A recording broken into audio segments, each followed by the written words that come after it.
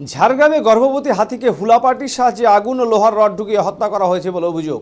এই ঘটনার বিচার চেয়ে শিলিগুড়িতে পথে নামল পশুপ্রেমী সংগঠন। জানা গিয়েছে, রাজ্যের বনমন্ত্রীর আঘাতে এই নির্মম ঘটনাটি ঘটেছে। এক গর্ভবতী হাতির গায়ে আগুন ধরিয়ে এমনকি লোহার রড ছুঁড়েও মারা হয়। যন্ত্রণায় হাতিটি সেখানেই বসে পড়ে এবং মারা যায়। এদিকে আরজিকর কাণ্ড নিয়ে তোলপাড় গোটা রাজ্য। পাশাপাশি এইভাবে নির্মম পশু হত্যার ঘটনার সামনে আসায় মানুষসহ পশুদের নিরাপত্তা নিয়ে প্রশ্ন তুলে প্রতিবাদে শিলিগুড়ির রাস্তায় নামল পশুপ্রেমী সংগঠন। ওই দক্ষিণবঙ্গ বা জঙ্গলমহলের থেকে আমাদের উত্তরবঙ্গের মানুষ হ্যালো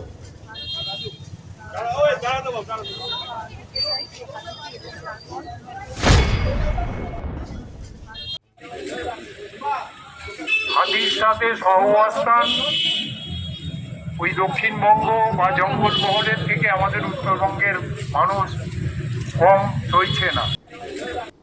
এনজিপির 4 নম্বর ইয়েতে সেখানে হাতি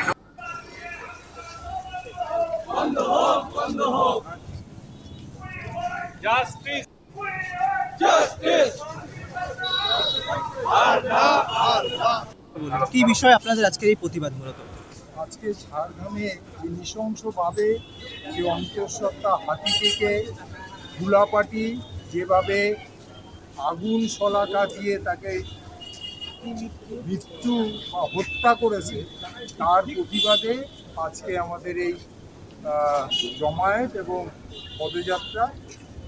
এবং পাশাপাশি আমরা রাজ্যের মুখ্য বনপাল তাকেও আমরা বিভিন্ন এই যে হুলাপাটি এই যে ব্যবস্থাটা এটাকে বন্ধ করবার জন্যে, যে হাতিদের উপরে এই অত্যাচার কোনোভাবেই নেওয়া যায় না, যেভাবে নৃশংসভাবে এই অন্তঃসত্ত্বা হাতিটাকে মেরে ফেলা হয়েছে।